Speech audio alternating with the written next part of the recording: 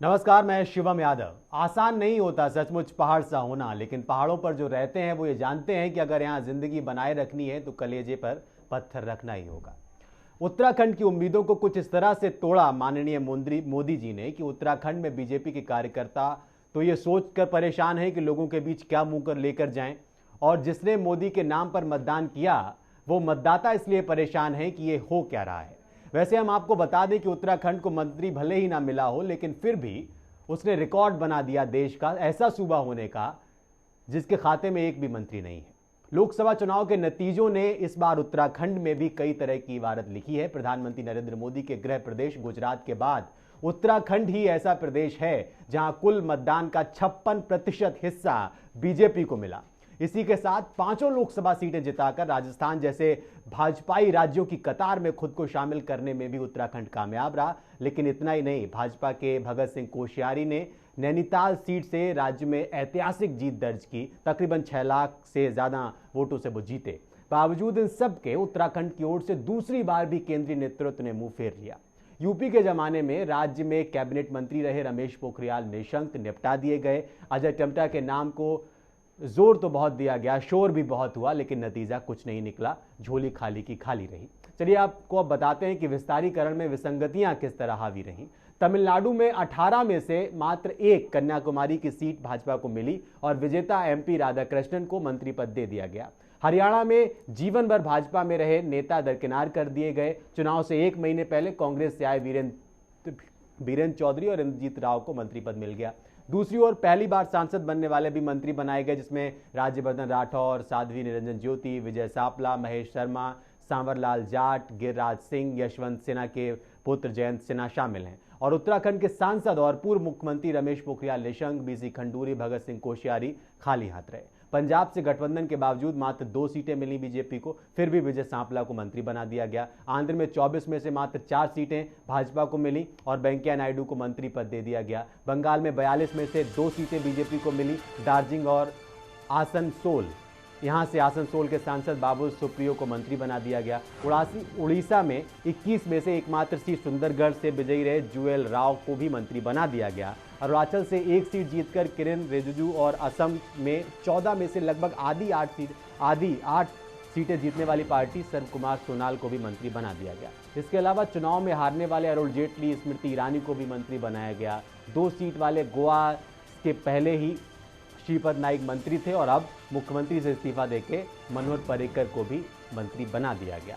लेकिन उत्तराखंड की नहीं सुनी गई। सूबे की ये उपेक्षा इस कदर की गई कि उत्तराखंड के अलावा देश का ऐसा कोई सूबा नहीं है जहां से भाजपा का प्रतिनिधि संसद में है और मंत्री पद से वो वंचित है। तो उत्तराखंड की उपेक्षा क्यों गई, हम ये समझने की कोशिश करेंगे।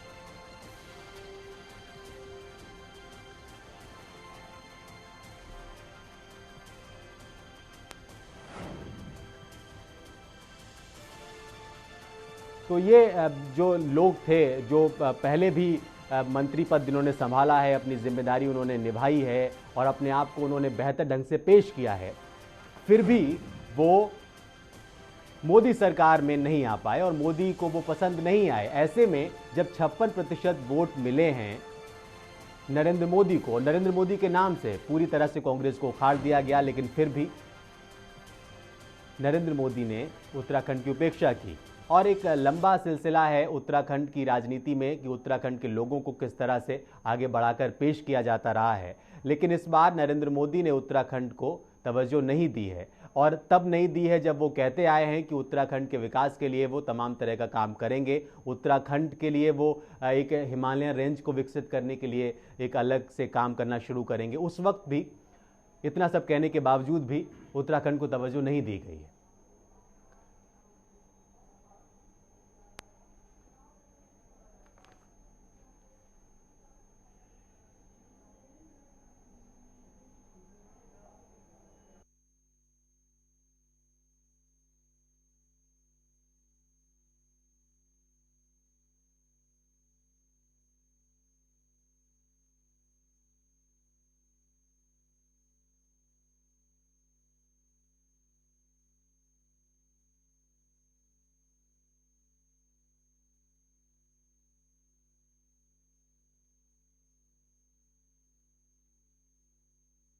केंद्र की राजनीति में जिस तरह से उत्तराखंड की उपेक्षा की गई है और उत्तराखंड को क्यों उपेक्षित रखा गया है मोदी कैबिनेट में, हम ये समझने की कोशिश करेंगे अगले एक घंटे तक। लेकिन उससे पहले आपको अजय टम्टा जी की बात सुना देते हैं कि उन्होंने क्या कहा। हालांकि उन्होंने तो यही कहा कि प्रधानमंत्री जो चाहें वो करें। उससे पहले हम आपको अजय टम्टा जी से मिलवा देते हैं, हमारे संवाददाता ने उनसे खास बातचीत की।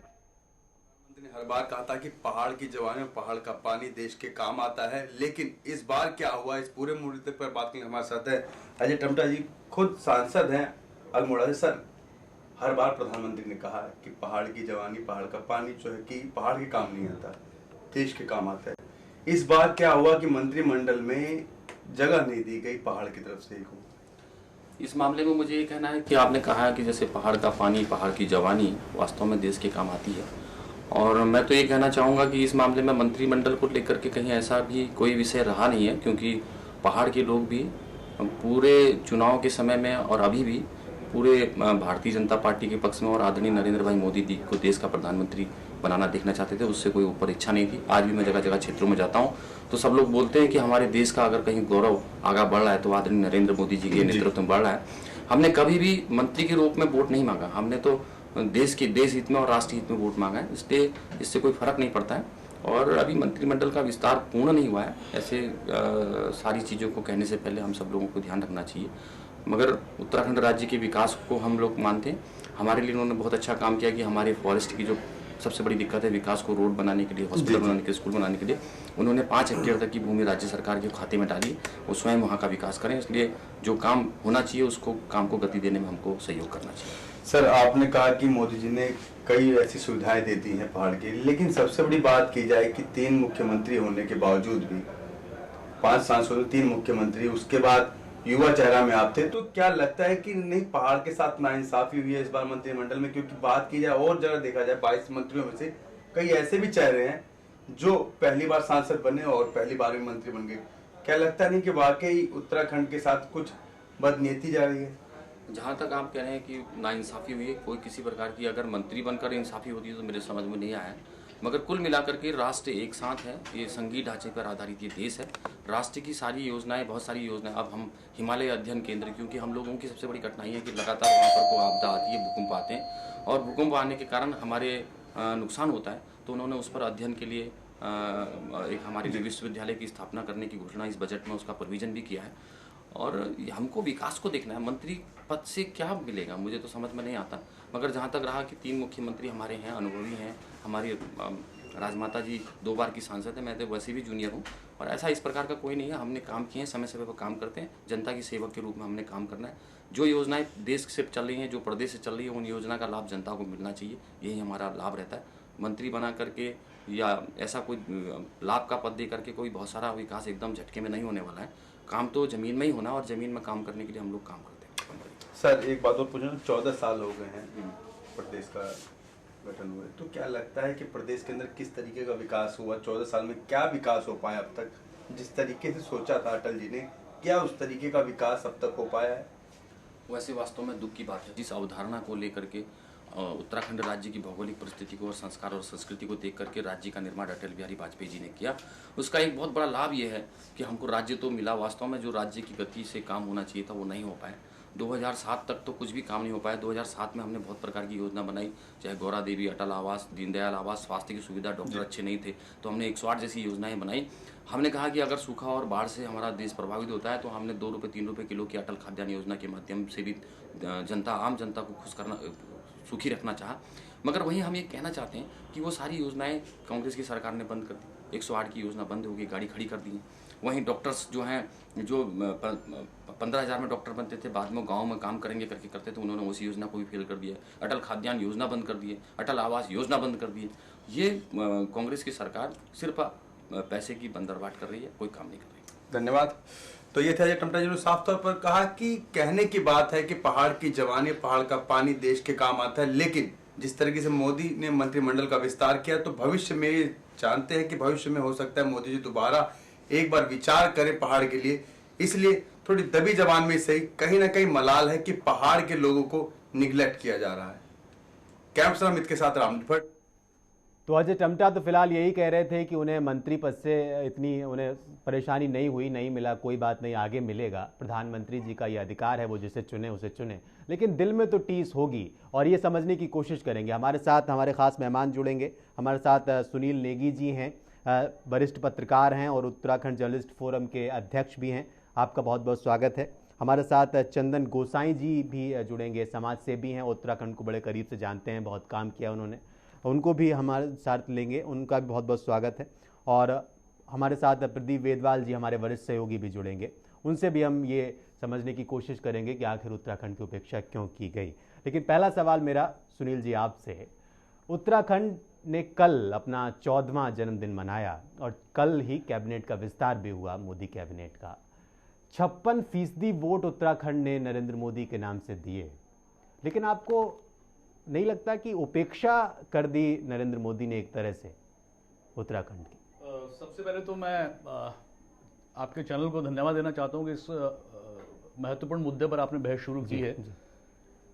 मैं ये कहूंगा कि कल 14वीं वर्षगांठ थी उत्तराखंड की नए राज्य के अस्तित्व के रूप में आने की, लेकिन बड़े दुर्भाग्य से मुझे ये कहना पड़ रहा है कि मोदी साहब जो वास्तव में राष्ट्रीय स्तर पर बड़े बड़े फैसले ले रहे हैं, जनता उन्हें चाह भी रही है, पसंद भी कर रही है, लेकिन मुझे बड़ा दुर्भाग्य के साथ कहना पड़ रहा है और बड़े दुख के साथ कहना पड़ रहा है कि उत्तराखंड की 14वीं वर्षगांठ पर उन्होंने जो सौगात, जो तोहफा उत्तराखंड को दिया है, वो एक तारीफ काबिल है। हिंदुस्तान के इतिहास में ऐसा कभी देखने को नहीं मिला। जिस प्रदेश में गोविंद बल्लभ पंत सरीखे नेताओं ने गृह मंत्रालय संभाला, पॉलिटिकल स्टालवर्ड हिम्मतनंदन बहुगुणा और नरेंद्र तिवारी सरीखे नेताओं ने उत्तर प्रदेश, जिसके साथ उत्तराखंड उस समय जुड़ा रहा, उसका मुख्यमंत्री पद संभाला, और केंद्र में गोविंद बल्लभ पंत, केसी पंत, एच.एन. बहुगुणा, नरेंद्र तिवारी, सतपाल महाराज, हरीश रावत, ब्रह्मदत्त और बच्ची सिंह रावत सरीखे नेता समय समय पर आते रहे। उस प्रदेश में मैं समझता हूं कि जिन मोदी साहब से पूरे देश को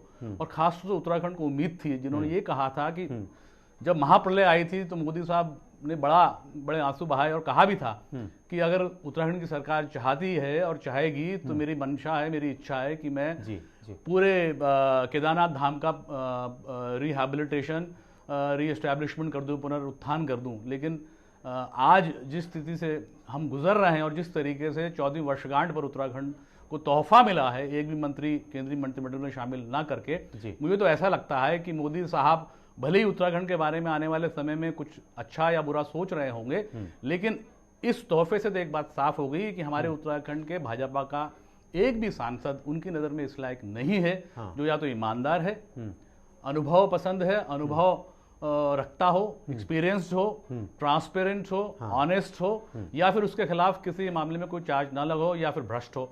अगर ऐसी बात नहीं थी तो क्या वजह है हिमालय के उस प्रदेश हिमाचल को, जहां से मात्र 5 MP आते हैं, जब वहां के एक सांसद नड्डा साहब को केंद्र में हेल्थ मिनिस्ट्री जैसी महत्वपूर्ण मिनिस्ट्री दे दी जाती है, और गोवा के मुख्यमंत्री को, जो इतना सा प्रदेश है जहां से मुश्किल से दो सांसद आते हैं, दोनों के दोनों मंत्री हैं, उनको केंद्र में डिफेंस जैसा महत्वपूर्ण पोर्टफोलियो दिया जा सकता है। तो उत्तराखंड जिसने महाप्रलय झेली है और जिसने अनेकों बार महाप्रलय उम्मीदें बहुत थी और जिससे उम्मीदें बहुत थी, और जहां हजारों हजार करोड़ का नुकसान हुआ है, जनता आज भी उबर नहीं पाई है, वहां इतने बड़े बड़े वायदा करके जो प्रधानमंत्री जी गए थे, आज उन्होंने ऐसा सौतेला व्यवहार किया। मुझे तो बड़ा आश्चर्य होता है, जबकि सच्चाई और ईमानदारी ये है कि राष्ट्रीय स्तर पर बहुत बड़े फैसले वो ले रहे हैं जो प्रशंसा के योग्य हो सकते हैं। लेकिन मैं उत्तराखंडी होने के नाते और उत्तराखंड का एक निष्पक्ष पत्रकार होने के नाते ये बात स्पष्ट तौर से, साफ गोई से और बड़ी ट्रांसपेरेंसी से कहना चाहता हूं कि ये फैसला लगातार सेकंड विस्तार के बाद हमें ऐसा लगता है कि उत्तराखंड के प्रति केंद्र सरकार की या केंद्र के प्रधानमंत्री कोई दिलचस्पी नहीं है, और ये सीधा सीधा सौतेला व्यवहार है। It's purely directly a step motherly treatment with the people of the Uttarakhand, जिन्होंने पिछले 2 वर्ष पहले एक बहुत भयंकर इतिहास की सबसे बड़ी महाप्रलय झेली है, जिसे हम कह सकते हैं हैवक इन हेवन। जहां मैं समझता हूं कि जन्नत में जहां तबाही हुई है, उस प्रदेश के साथ ऐसा सौतेला व्यवहार करना मेरी नजर में सीधा सीधा उत्तराखंड के करोड़ों करोड़ लोगों के साथ नाइंसाफी है, इसके अलावा कुछ नहीं। चंदन सिंह जी, जिस तरह से कह रहे हैं सुनील जी की कोई मोदी की नज़र में ऐसा कोई नेता ही नहीं था जिनको मंत्री बनाया जाता, आप बड़े करीब से समझते हैं, उत्तराखंड में आपने काफ़ी काम किया है, क्या लगता है आपको कि इससे क्या वहाँ का जो जनमानस है उसके मानस पर भी प्रभाव पड़ेगा इसका क्या, और उसको भी लगेगा कि इतनी उम्मीदों के साथ हमने मत दिया मोदी जी को और उन्होंने ऐसा व्यवहार किया उनके साथ? नहीं, बिल्कुल शिवम की बात आपकी सही है कि वहाँ पर जो लोकल जो हमारी जनता है, हाँ, उसको थोड़ी देर के लिए निराशा जरूर हुई होगी। हाँ, और हम भी खुद ये मानते हैं कि भाई हम भी एक्सपेक्ट नहीं कर रहे थे, हाँ, बट ऐसा नहीं कि हमारे जो चुने गए सांसद हैं वो योग्य नहीं है। हाँ, हमारे जो सांसद चुने गए हैं, 3 सांसद ऐसे हैं कि जो नहीं, योग्यता का सवाल नहीं है, सवाल यह है कि मोदी जी को उनकी योग्यता भाई नहीं। सर मैं यही तो कह रहा हूँ कि मैं- अगर मैं योग्य ऐसा- होते मैं- या मैं समझता हूँ ट्रांसपेरेंट ऐसा- होते या हाँ, ईमानदार बहुत होते धन्यवाद तो जी। क्या वजह है कि उनको नहीं बनाया गया? हाँ, वही भाई यही नहीं- सवाल है। हाँ, शुभम जी जी जी, ये एक जल्दबाजी होगी मोदी जी के बारे में ऐसा सोचना है। मोदी जी मैंने समझता हूँ कि मोदी जी उनको नाकाबिल समझते हूँ। हाँ, ये जरूर उनके आगे हम उम्मीद रखते हैं कि भाई हम पॉजिटिव लेकर चलेंगे, जरूर आगे ये बात उनके संज्ञान में आनी चाहिए। हाँ। और कि उत्तराखंड के निवासियों को बड़ी निराशा इस ऐसे फैसले से हुई है। और मैं समझता हूँ कि मोदी साहब एक बहुत अच्छे ढंग से जी। देश को चला रहे हैं, जी। और हमें उम्मीद रखनी चाहिए कि आने वाले टाइम में हमारे लिए जरूर कुछ ऐसा अच्छा डिसीजन जरूर होएगा। जी। हाँ, प्रदीप जी, आप क्या लगता है, आप ये आज अजय टमटा जी को भी आप सुन रहे थे और किसी से भी आप पूछिए जो वहाँ के 5 सांसद हैं, वो यही कहते हैं भाई प्रधानमंत्री का विशेषाधिकार है, वो जिसे चुने ठीक है और उन्हें इससे कोई परेशानी नहीं हुई। आपको क्या लगता है क्या वजह रही जो बीजेपी, उत्तराखंड की बीजेपी के जो नेता हैं उनको मंत्रिमंडल में तवज्जो नहीं दे रहे हैं नरेंद्र मोदी? आपको क्या वजह लगती है? देखिए शिवम, सबसे बड़ी बात तो यह है कि जैसे कि चंदन सिंह गुसाई जी कह रहे थे कि अभी मंत्रिमंडल में और विस्तार होगा और मौके मिल सकते हैं। हाँ। लेकिन यहाँ और मौकों का इंतजार क्यों? हाँ, 26 मई को जब सरकार बनी थी, जब मंत्रिमंडल का गठन हुआ था, उस टाइम पे समझ में आती है कि जो पहला विस्तार होगा तो शायद उत्तराखंड को मौका मिल जाए, लेकिन पहले विस्तार में भी उत्तराखंड को मौका नहीं मिला, तो अब इंतजार की कोई उम्मीद बचती नहीं है। कुल मिला के यही बात है, जैसे कि नेगी जी भी कह रहे थे कि क्या उत्तराखंड के जो अनुभवी जो नेता हैं जी, 3 जो उनके नेता हैं जो सांसद हैं, हाँ, भुवन चंद खंडूरी पौड़ी से सांसद हैं, नैनीताल से भगत सिंह कोश्यारी हैं और हरिद्वार से डॉक्टर रमेश पोखरियाल निशंक हैं। हाँ। ये तीनों ही नेता सूबे में मुख्यमंत्री रहे हैं। रमेश पोखरियाल निशंक और भगत सिंह कोश्यारी दोनों ही राष्ट्रीय उपाध्यक्ष रहे हैं। जी, भुवन चंद खंडूरी लोकसभा में मुख्य सचेतक रहे हैं जी, और अटल जी की सरकार में सड़क एवं परिवहन मंत्री स्वतंत्र प्रभार रहे हैं। हाँ। तो इन तीनों के अनुभव को अगर इस्तेमाल नहीं किया प्रधानमंत्री मोदी ने, हाँ। तो कहीं ना कहीं ये मान के चलते हैं कि 5 सीटें जो हैं उत्तराखंड की, हाँ। वो इतने नजर नहीं आ रही हैं। और अगर मंत्रिमंडल में कभी भविष्य में विस्तार होता है जी। और 2017 से एन पहले, क्योंकि विस्तार तो होना स्वाभाविक सी प्रक्रिया जी, है, जी। 2017 से एन पहले अगर किसी को राज्य मंत्री या स्वतंत्र प्रभार का मंत्री बना दिया जाता है, तो मुझे नहीं लगता कि तब तक बहुत कुछ हो पाएगा। क्योंकि पहली बार अनदेखी हुई तो समझ में आता है कि पहले विस्तार में होगा, लेकिन अब जब पहला विस्तार हुआ और उत्तराखंड के हाथ कुछ नहीं लगा, और जैसी बात है कि रिकॉर्ड वोटों से जीते हैं, जैसे नेगी जी भी कह रहे थे कि मोदी पूरे उत्तराखंड में उन्होंने दौरा किया। वो विकास नगर गए जो कि टिहरी सीट में आता है, वो श्रीनगर गए जो पौड़ी लोकसभा में आता है, वो अल्मोड़ा गए, रुड़की गए जो हरिद्वार में आता है। इन सब सीटों में उन्होंने कहा कि प्रलय आई है, महाप्रलय आई है और उत्तराखंड में वो काम नहीं हुआ है, मनमोहन सरकार ने ऐसा नहीं किया है, यूपीए सरकार को ये करना चाहिए था। लेकिन अब जबकि आपकी सरकार है, आप प्रधानमंत्री हैं, तो एक अदद, आप कैबिनेट मंत्री की बात छोड़िए, स्वतंत्र प्रभार की बात छोड़िए, एक राज्य मंत्री तक उत्तराखंड को नहीं मिलता है, तो उन वादों का क्या करना जो चुनाव से पहले आपने किए थे। पहली बात ये आती है। बिल्कुल। दूसरी बात, उत्तराखंड बीजेपी में अंतर कलह शिवम इस स्तर पे है कि 3 जो बड़े नेता हैं, तीनों नेताओं के अपने अपने गुट हैं। वहां पे शक्ति के 3 केंद्र हैं। जी, एक केंद्र भुवन चंद खंडूरी का है, जी, दूसरा केंद्र रमेश पोखरियाल निशंक का है, जी। और जो आरएसएस से और जो पुराने नेता हैं वहां बीजेपी के, भगत सिंह कोश्यारी, एक केंद्र उनका है। तो कहीं ना कहीं इन तीनों की लड़ाई का खामियाजा भी उत्तराखंड को भुगतना पड़ा है, ऐसा मेरा मानना है। इन तीनों के जो गुटबाजी है उसका गुटबाजी का खामियाजा भी भुगतना पड़ा। आप सुनील जी, आप जिस तरह से आपको कह रहे थे कि उनकी प्रतिभा को प्रतिभा नहीं समझ रहे हैं मोदी जी, उनको लगता है कि जो उत्तराखंड के नेता हैं, जो वहाँ का उत्तराखंड का नेतृत्व करते हैं, वो इस काबिल नहीं है। क्या आपको नहीं लगता है कि जो पंचायत चुनाव हुए उत्तराखंड में, उसमें भी बीजेपी ने मुंह की खाई। जो 3 सीटों पर उपचुनाव हुए उसमें भी बीजेपी ने मुंह की खाई। इसके अलावा 28 सीटें हैं बीजेपी के पास, फिर भी वो प्रभावी विपक्ष की भूमिका में नजर नहीं आती है। तो ये सब कारण हैं कि मोदी जी को रास नहीं आ रहा है उत्तराखंड। सबसे बड़ी बात तो मैं बता दूं कि उत्तराखंड में आज केंद्रीय मंत्रिमंडल में किसी को ना ले जाने पर जो आज बहस चल रही है, उसके पीछे महज ये सवाल नहीं है कि केंद्रीय मंत्रिमंडल में वो आए या नहीं आए। इसके पीछे मूलतः एक पैशनेट क्वेश्चन, एक क्वेश्चन ऑफ इमोशन है। आपको और हमें नहीं भूलना चाहिए कि उत्तराखंड राज्य बहुत कड़े संघर्षों के बाद बना है, और ये वो राज्य है जिसने इतने बड़े संघर्ष झेले हैं, जिसमें 56 लोगों की मेरे ख्याल से अप्रोक्सीमेटली जाने गई, बेशकीमती जाने गई। और मुजफ्फरनगर तिराहे पर, रामपुर तिराहे पर मुजफ्फरनगर जो कांड हुआ, जिस तरीके से हमारी बहु बेटियों के साथ अनाचार हुआ और जितने बड़े पैमाने पर हमारे लोगों के साथ